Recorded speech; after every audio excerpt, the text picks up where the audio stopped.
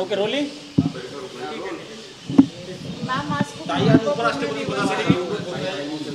अरे ladies first, एक महिला विचारते विचार। उपराष्ट्रपती पदासाठी आज निवडणूक आहे, नेमकं तुम्ही काय अपेक्षा करता आहे? कोण म्हणणार 15वे उपराष्ट्रपती पद? अर्थातच आपण जेव्हा परीक्षेला बसतो तेव्हा पास होण्यासाठीच आपण प्रयत्न करत असतो आणि अर्थातच त्यामुळे आम्ही पूर्ण ताकदीने आमच्या इंडिया अलायन्सचे जे आमचे उमेदवार आहेत त्यांच्याबरोबर आम्ही सगळे ताकदीने उभे आहोत। ही फक्त एक काही वैयक्तिक कोणाची आमची लढाई नाही, ही वैचारिक लढाई आहे आणि त्याच्यामुळे एक वैचारिक लढ्यासाठी भारतात अतिशय चांगल्या पद्धतीने राज्यसभा आणि व्हाईस प्रेसिडेंट व्हावे, ज्यांनी एक सशक्त लोकतंत्र ज्याच्यासाठी आपल्या सगळ्यांचीच अनेक कुटुंबातली दशकांमध्ये कष्ट करून आपल्याला स्वातंत्र्य मिळालं आणि भारतरत्न डॉक्टर बाबासाहेब आंबेडकरांनी जे संविधान दिलं त्या संविधानाच्या चौकटीतच हा देश चालला पाहिजे एवढीच आमची अपेक्षा आहे। आणि म्हणून अनेक वेळा असं आम्हाला जाणवते की या देशात त्याचं उल्लंघन होतं आहे, असं अनेक लोकांच्या मनात अशी भावना समाजामध्ये सातत्याने मांडली जाते। त्याच्यामुळे ही आमची एक वैचारिक लढाई आहे। ताई एनडीएकडे स्पष्ट बहुमत एनडीएकडे दिसतंय, असं असताना काही मतं फुटली जाऊ शकतात अशी चर्चा आहे तुमच्या? हे बघा, आता चर्चा तर होत राहते, तर चॅनल पण कसं 24 तास चालणार, त्याच्यामुळे ठीक आहे तुम्ही पण चर्चा करा, आम्ही पण त्याच्यातून काही क्यूज घेतो जर काय होत असेल तर, पण आमचा विश्वास आहे की आमच्यातलं एकही मत फुटणार नाही।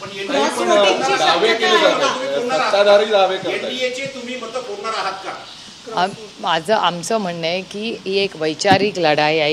आम्ही काय घरं फोडा पक्ष फोडा अशा भानगडी आम्ही करत नाही, आम्ही लोकशाहीवर पारदर्शकतेपणे काम करणारे लोक आहोत।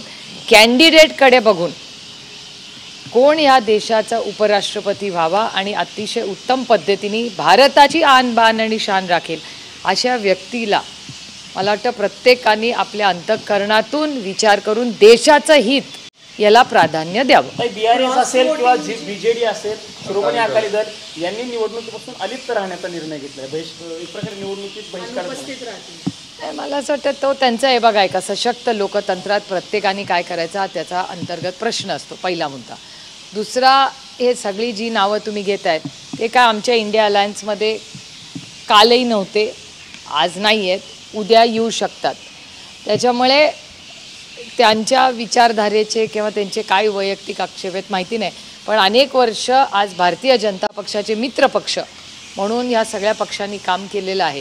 त्याच्यामुळे ते का तटस्थ राहत आहेत, आज तुम्ही बघताय भारताची काय परिस्थिती आहे, त्याच्यामुळे खूप मोठी आव्हानं किंवा त्यांच्या मनात त्यांना असं वाटत असेल काहीतरी, किंवा मग बहिष्कार कोण का टाकेल, ते बहिष्कार टाकतात याचा अर्थ असा घ्यायचा हा भाजपसाठी धक्का आहे, कारण ते सभागृहामध्ये नेहमी भाजपच्या बाजूने त्यांची भूमिका असल्याचं आपल्याला बघायला मिळत होतं। हो, शक्यता नाकारता येत नाही ना, पण कारण अनेक वर्ष अनेक दशकं यातली सगळे जे पक्ष आहेत हे भारतीय जनता पक्षाचे मित्रपक्ष राहिलेले आहेत आणि आज त्यांचे मित्रपक्षांची काय परिस्थिती आहे ही तुम्ही स्वतःच पाहताय। एनडीएने आज ब्रेकफास्ट डिप्लोमसी केली कुठे ना कुठे क्रॉस वोटिंग रोखण्यासाठी, इंडिया आघाडीकडून काय एक जे पावलात उचललं गेलं आणि क्रॉस वोटिंग एक्सपेक्टेड आहे? नाही, आम्ही आपापल्या घरात नाश्ता करून जाणार आहोत आणि मला असं वाटतं की हा काय नाश्ता पाणी मेजवानी करायची वेळ नाही। भारतामध्ये अनेक राज्य अशी आहेत जिथे प्रचंड तुम्ही बघताय ओला दुष्काळ आहे, जसा पंजाबमध्ये परिस्थिती आहे, जम्मू काश्मीरमध्ये, महाराष्ट्राच्याही अनेक भागांमध्ये पाण्यामुळे अतिवृष्टीमुळे प्रचंड नुकसान झालेलं आहे। महाराष्ट्र सरकारचा डेटा सांगतो, मकरंदाबा पाटलांचं स्वतःचं स्टेटमेंट आहे की दर 3 तासाला एक शेतकरी महाराष्ट्रात आत्महत्या करतो आहे। त्याच्यामुळे ही काय ब्रेकफास्ट डिनर डिप्लोमसी करायची ही वेळ नाही, आत्ता वेळ आहे अडचणीत आलेल्या राज्यांबरोबर आणि टॅरिफचं एक मोठं आव्हान आपल्यासमोर आहे। आजच सकाळी वर्तमानपत्रात एक बातमी आली आहे की जे सॉफ्टवेअर आहेत किंवा जे सर्व्हिसेसचे व्यवसाय आहेत त्याच्यावर काही नवीन कायद्यात बदल हे ट्रम्प सरकार करू पाहतं असं वर्तमानपत्रात आज आलेलं आहे। आता ती कितपत खरं खोटं आपल्याला माहिती नाही, हे अर्थातच आपल्याला भारत सरकारकडूनच जास्त माहिती कळेल ऑफिशियली काय आहे, पण तसं झालं तर सर्व्हिसेस फार अडचणीत येतील आणि आपली सॉफ्टवेअर ज्या सगळ्या कंपनीज आहेत त्या सगळ्या कंपनीज अडचणीत येऊ शकतात असा विचार हा आजच्या वर्तमानपत्रातल्या बातमीत आलेला आहे. त्याच्यामुळे हाही म्हणजे हिंजवडी असेल, खराडी असेल, बँगलोर असेल, हैदराबाद असेल, हे मोठ्या ज्या IT सेक्टरमध्ये आपल्याला ज्याचा सार्थ अभिमान आहे त्या सगळ्या अडचणीत येऊ शकतात असं आजचा त्या लेखात आलेलं आहे. त्याच्यामुळे मला असं वाटतं की एवढी मोठी देशासमोर आव्हानं असताना या डिप्लोमसीमध्ये फार वेळ न घालवता आज देशासमोरची जी आव्हानं म्हणजे जिओ पॉलिटिकल चॅलेंजेस प्लस देशातली चॅलेंजेस, आता GSTमध्ये आलेला पुश, त्याच्यातून पुढे कसं काय आपण निघू शकतो, आणि त्याचबरोबर गाड्या आहेत, हा सेसमध्ये काही अनेक आलेले बदल आहेत. तर एक मोठा असाही एक प्रॉब्लेम आलेला आहे की ज्यांनी गाड्या विकलेल्या आहेत त्या सेकंड हँड गाड्यांमध्ये एक नवीन त्यांनी बदल घडवलेला आहे. तर त्याच्यात जे ऑटोमोबाईल विकणारी लोक आहेत त्यांनी जो सेस भरलेला आहे तेही अडचणीत आलेले आहेत. एक मोठा पॉलिसी डिसिजन. त्याच्यामुळे माझी भारत सरकारला विनंती आहे की आपण हे बदल केले, त्याचं अर्थातच आम्ही स्वागतच करतो, पण त्याच्याबरोबर काही गोष्टींचे सेस कमी जास्त झालेत. काही ज्या म्हणजे ऑटोमोबाईल इंडस्ट्री असेल किंवा त्यांचे जे सगळ्या एजन्सीज असतील त्या थोड्या अडचणीत आल्या आहेत. त्याचा विचार हा बदल करताना तो एक जो कूलिंग पिरियड असतो शिफ्ट होताना याच्यात या सगळ्या जे व्यवहार आहेत त्याच्यात थोडासा माणुसकी किंवा त्या एजन्सीजला सगळ्या आधार मिळेल असे निर्णय घ्यावे. उपराष्ट्रपति चुनाव है आज में सगळे मराठी, पहिलं मराठी. जेवढे संकट आले माझ्यावरती त्या संकटातून मी फिनिक्स पक्षासारखा बाहेर पडलो आहे. चांगली गोष्ट आहे. राख होईल असं अनेकांना वाटतं. मला कधीच वाटलं नव्हतं त्यांची राख होईल. एक तर राजकारणात कधीच कोणी संपत नाही आणि कुणाची राख होत नाही, हे माझं वैयक्तिक मत आहे.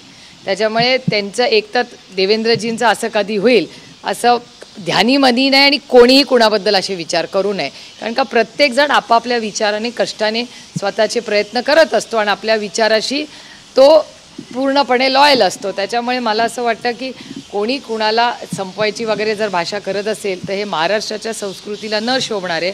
आणि मला वाटतं देवेंद्रजींबद्दल असं तर कोणाच्या ध्यानीमनी कधी आलं नाही, माझ्या तरी आलं नाही. सिंचन घोटाळ्यावरनं तत्कालीन अभियंता जे होते पांढरे त्यांनी आरोप केलेला आहे की चितळे समितीने आपल्या बाबी व्यवस्थितरित्या मांडल्या नाहीत. जर त्यांनी व्यवस्थित रिपोर्ट दिला असता, उच्चस्तरीय समिती नेमून जर चौकशी केली तर अजित पवारांना अजूनही जेलमध्ये जावं लागेल असं त्यांचं म्हणणं आहे. मला एक तर या विषयाचा माझा फारसा अभ्यास नाही आणि मला वाटतं हे सगळे आरोप प्रत्यारोप त्या काळात देवेंद्रजींनी आणि त्यांच्या सहकार्यांनी केले. हा मला प्रश्न विचारायच्या ऐवजी तुम्ही माननीय देवेंद्रजींना हा प्रश्न विचारला, कारण का त्यांचा माझ्यापेक्षा या विषयात जास्त अभ्यास आहे. पुण्यामध्ये आयुष खोमकर हत्या प्रकरणात मोठी कारवाई झालेली आहे. बंडू आदेकरसह 6 जणांना अटक झाली आहे. पुण्याची दिशा कुठल्या दिशेने जात आहे? नाही, मला वाटतं क्राईम हा महाराष्ट्रात वाढला आहे, हा माझा डेटा नाही आहे. बारामती लोकसभा मतदारसंघाच्या लोकांच्या आशीर्वादाने मला इथे होम कमिटीवर काम करायची संधी मिळालेली आहे आणि होम कमिटीवर काम करत असताना सगळा डेटा आम्हाला हा होम कमिटी म्हणजे होम डिपार्टमेंट देतं आणि त्याच्यात भारत सरकारमध्ये चा जो डेटा आहे तो सांगतो की महाराष्ट्रामध्ये क्राईम वाढलेला आहे. त्याच्यामुळे त्या अनुषंगाने आपण सगळ्या तुमच्या सगळ्या चॅनलवर रोज दिसतंच ना, म्हणजे डेटाही तेच सांगतो आणि चॅनल्सही तेच सांगतात.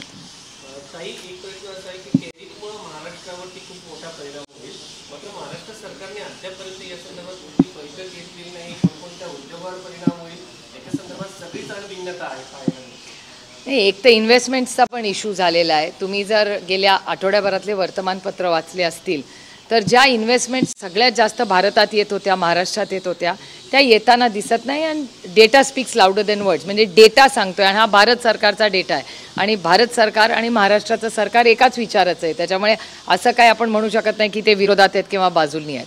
त्यामुळे महाराष्ट्राची आर्थिक परिस्थिती ही काय आहे हे गेले वर्ष दीड वर्ष सातत्याने मीही बोलते आणि अनेक लोक बोलत आहेत. ज्या पद्धतीने लोन्स घेतलेले आहेत, ज्या पद्धतीने स्कीम्समधले डिपार्टमेंटचे पैसे या डिपार्टमेंटमधून त्या डिपार्टमेंटमध्ये ट्रान्सफर होत आहेत, हे अतिशय चिंताजनक आहे. हे मी वारंवार गेले दीड एक वर्ष बोलते. तो पहिला मुद्दा.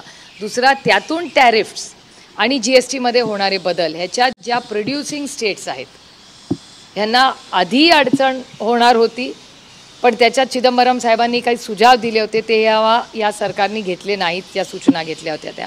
आणि आजही महाराष्ट्राचे अनेक वेळा पैसे उशिरा येतात, उशिरा आले तरी GST कलेक्शन, इन्व्हेस्टमेंट्स आणि जो खर्च महाराष्ट्र सरकार करतं आहे ह्याच्यात कशाचाही तालमेल नाही आणि आर्थिक अडचणीत महाराष्ट्र आज आहे.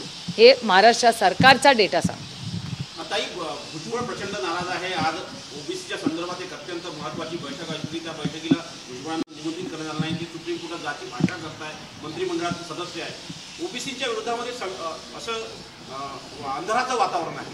नाही, मला असं वाटतं सगळ्याच समाजांमध्ये, कारण मला असं वाटतं ह्या सगळ्याचं उत्तर हे माननीय मुख्यमंत्रीच देऊ शकतात, कारण का ते एक तर राज्याचे मुख्यमंत्री आहेत आणि त्यांचं म्हणणं आहे की सगळ्यांना आरक्षण मिळणार आहे. आता सगळे म्हणजे कोण, कसं काय, हे गेल्या 3-4 दिवसात ज्या पद्धतीने वर्तमानपत्रात बातम्या येत आहेत, ज्या पद्धतीने चॅनल्सवर बातम्या येत आहेत, कुणालाच नक्की काही कळत नाही की नक्की काय सरकारने निर्णय घेतला आहे. त्याच्यामुळे माझी विनम्र विनंती आहे महाराष्ट्राच्या माननीय मुख्यमंत्र्यांना की आपण एक पारदर्शकपणे आपण प्रेस कॉन्फरन्स घ्यावी आणि महाराष्ट्राला समजून सांगावं की नक्की महाराष्ट्रात काय चाललंय.